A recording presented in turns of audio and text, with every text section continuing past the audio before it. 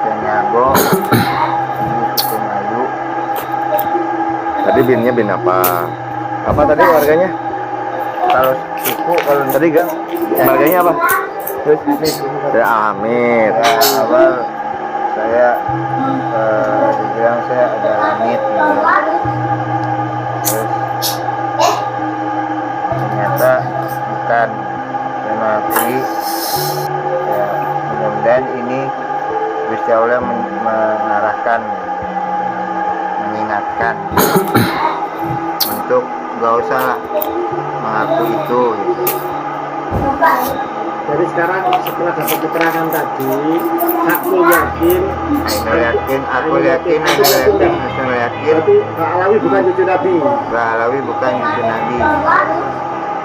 Dan Saya bangga. saya bangga sebagai pribumi Yang bermarga, Bapak bermarga. yang bermarga, Bapak Caniago, Ibu Melayu. Caniago Lima, keren. Keren. Itu dong. Oke. Semoga seluruh pribumi Nusantara bangga akan jati dirinya dan tidak terjebak oleh mereka kaum Balawi yang sesat, yang menyesatkan. Oke, perkenalkan saya nasionalis bahagia. Hah? Nasionalis bahagia. Oke. Nanti kamu boleh ngadu ke siapapun. Saya nasionalis bahagia.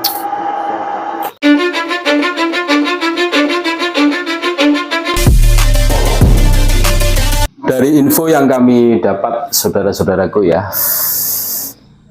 ngaku menjadi kabib ini.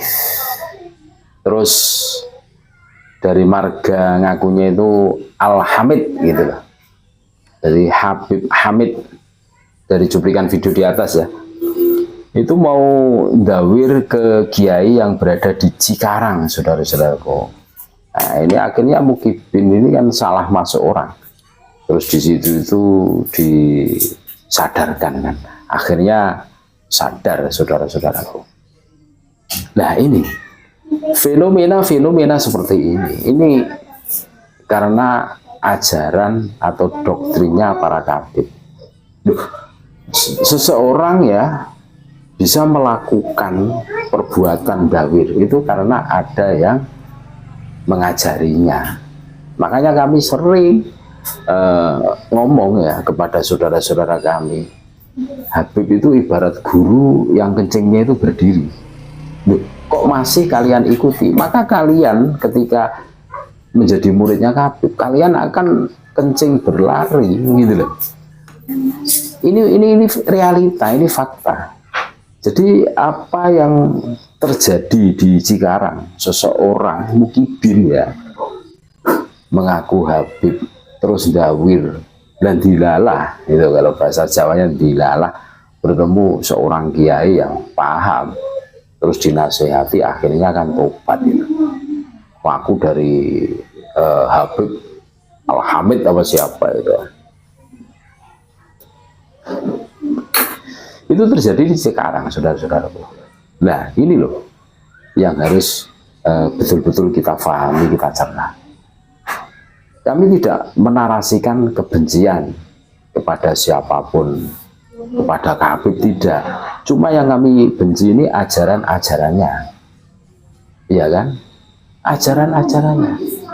Terus pihak Robitoh Alawiyah itu seakan-akan tidak bertanggung jawab atas fenomena-fenomena yang terjadi di lapangan. Ketika banyak kabib yang melakukan tindakan-tindakan yang di situ itu bertentangan dengan syariat, Robitoh Alawiyah dengan renyahnya, dengan gampangnya, dengan mudahnya ngomong, itu oknum yang ngaku-ngaku. Semudah itukah? Seharusnya sebagai lembaga yang memayungi para habib itu kan seharusnya bertanggung jawab.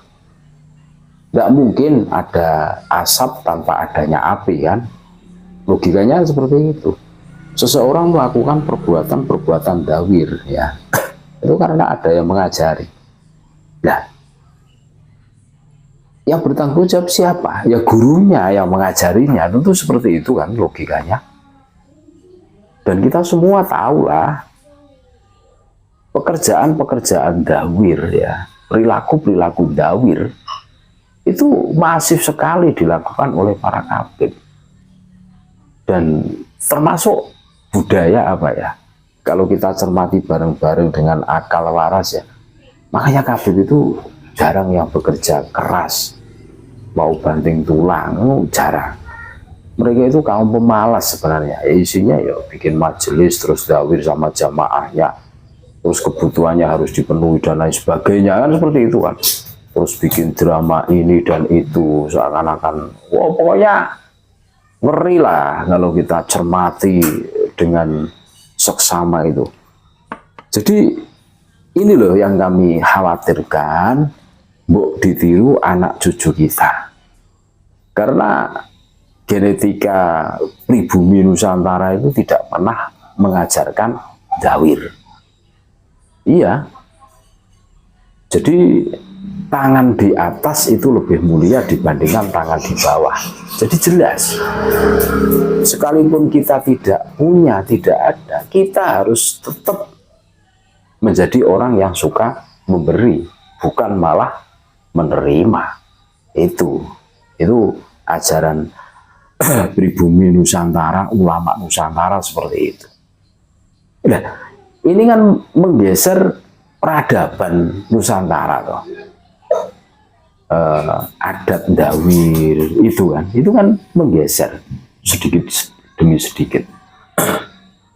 Ya makanya kami terus menyuarakan ini agar saudara-saudaraku semua itu tercerahkan, tersadarkan. Ketika seorang melakukan kebohongan yang di situ itu, seseorang tersebut itu menisbatkan dirinya sebagai dzurriyyah Nabi, tentu dampaknya lebih dahsyat lagi. Logikanya begini, nah itu cucu Nabi saja melakukannya dan terbukti, ya maka saya akan melakukannya juga, kan seperti itu toh. Nah ini yang kami khawatirkan. Dan banyaknya penemuan-penemuan, penyimpangan-penyimpangan di lapangan, bagaimana perilakunya Habib ini, iya kan? Ini secara tidak langsung menjadi perhatian kita semua. Kalau hari ini kita cuma diam diri menjadi pendengar setia atau penyimak setia kan, apakah kita tidak berpikir bagaimana kelak nasib anak cucu kita nanti? Ketika para kabid bebas berkeliaran, tebar pesona, sehingga menjadi ikon, menjadi kiblat generasi muda kita yang akan datang. Padahal perilakunya jauh panggang dari perilaku baginda Nabi Muhammad SAW, dari ajaran Islam. Masihkah kita berdiam diri, berada di zona aman, nyaman? Apakah kita tidak mempunyai kepedulian kepada generasi muda kita yang akan datang, saudara-saudaraku? Cuma itu saja yang memotivasi kami. Makanya sampai detik ini kami terus-menerus menyuarakan agar apa? Saudara-saudaraku semua itu tercerahkan, iya kan? Teredukasi.